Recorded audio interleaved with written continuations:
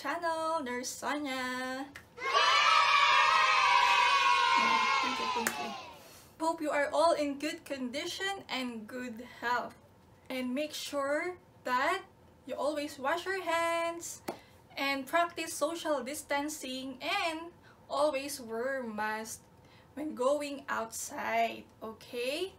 So for today, we'll be tackling about heat stroke. What is heat stroke? And who are at risk?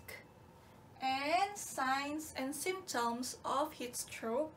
And how can we prevent heat stroke? Firstly, what is heat stroke? Heat stroke is a condition caused by your body overheating, usually as a result of prolonged exposure to sun or physical exertion in high temperature. This most serious form of heat injury or heat stroke can occur if your body temperature rises to 104 Fahrenheit or 40 degrees Celsius. So sa atin, mga normal na body's temperature is hanggang 37.5, hanggang dun lang yung normal. But for the heat stroke, inaabot siya ng 40 degrees Celsius. So imagine, ganun ka init or ganun kataas yung body temperature ng taong nakakaramdam ng heat stroke. The condition is most common in the summer times, of course, because of the scorching heat during summer times. Heat stroke requires emergency treatment. Untreated heat stroke can quickly damage your brain, heart, and also kidneys and muscles.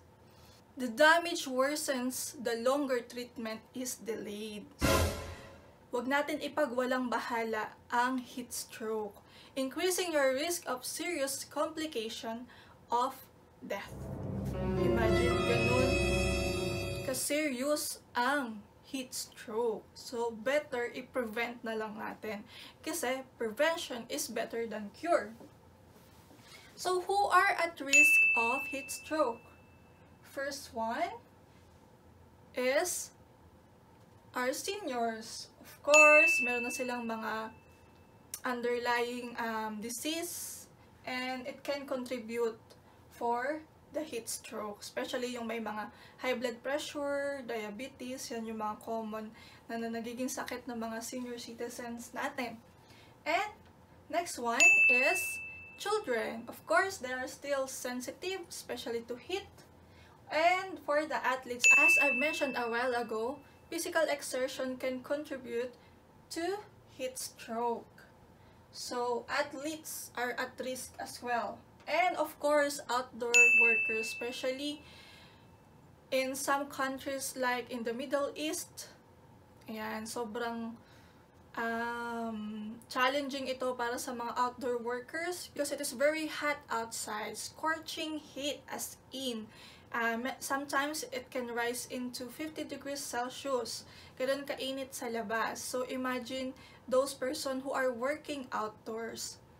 But most of the employer, they are giving their outdoor workers a night shift. So at least medyo na lessen yung kanilang exposure sa sun. But of course, there are some instances that kailangan talaga mag-work outside, like yung mga traffic enforcers, street sweeper, so they are also at risk in heat stroke.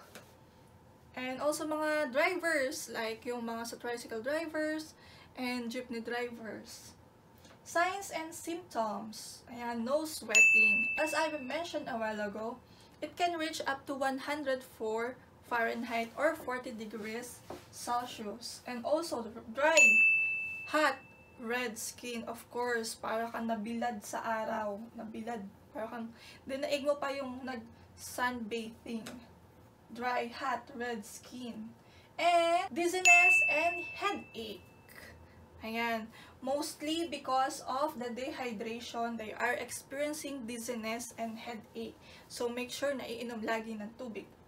Pinpoint pupils. Ayan. It can cause also constriction to our pupils because of the high body temperature and vomiting that is related to dehydration, yan, vomiting, and of course, unconsciousness or pagkawala ng malay. Lastly, what can we do to prevent heat stroke?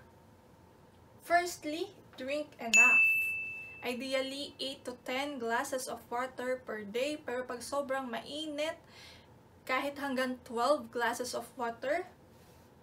Provided na hindi na wala kayong kidney disease na kailangang i-limit ang inyong fluid intake, you can drink up to 12 glasses of water. 8 to 10 or up to 12 if needed glasses of water. And no alcohol and caffeine. Of course, alcohol can cause dryness as well. Imagine yung alcohol na ginagamit natin sa kamay, di ba nakaka-dry? So, imagine na lang din yung iniinom nyo na alcohol. So, mas nakaka-dry yun. It can evaporate yung ating moisture sa katawan or yung water content ng ating body. And also caffeine because it can cause palpitation that may lead to heat stroke.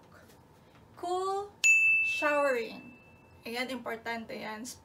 So, if ever your faucet ay naglalabas ng sobrang init ng tubig, make sure na meron kayong drum or kahit batya. If you have a pail or timba, pwede kayo magpalamig ng tubig bago kayo maligo. Ayan. And wear light protection. Of course, like yung inyong shades, yung cap, and if you have umbrella, much better.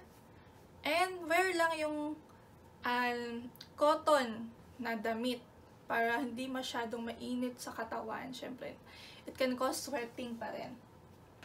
Do not stay on a closed car. Ayan, kung wala kayong car, hindi nyo problema yan. But if you have car, don't stay inside your car, especially kung patay yung aircon, sobrang init niyan at walang circulation yan. Kung bubuksan nyo naman ang bintana, okay lang din, kaso mainit naman sa labas. So, just to be sure, do not stay inside your car. And lastly, limit outdoor time. Of course, if you don't have anything to do outside your home, better stay at home or inside your home kasi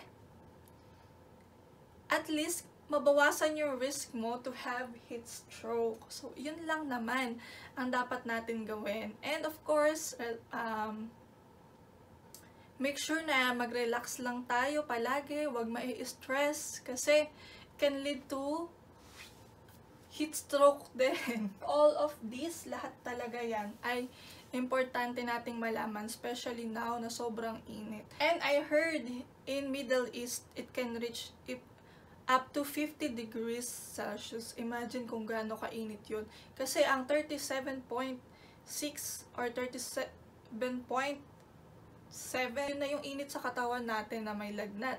What if pa yung 50 degrees Celsius, sobrang mainit pa yun. So, make sure na lang din na huwag kayong lalabas ng bahay, especially if di naman kailangan. At kung kailangan talagang lumabas, make sure nyo lang na meron kayong protection at well-hydrated kayo. Like I mentioned a while ago.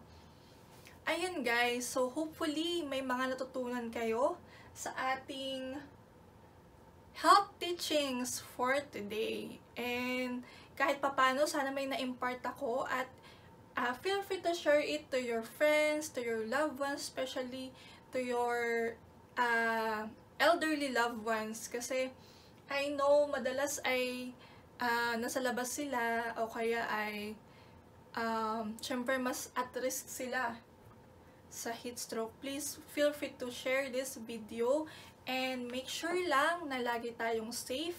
Pray lang tayo palagi guys kasi prayer is very powerful. And take good care of yourself kasi tayo ang responsable sa ating katawan. At kailangan natin itong alagaan dahil ito ay gift from Lord. So I hope ay nakatulong itong video na ito para sa inyo. Have a nice day everyone and God bless! Bye-bye!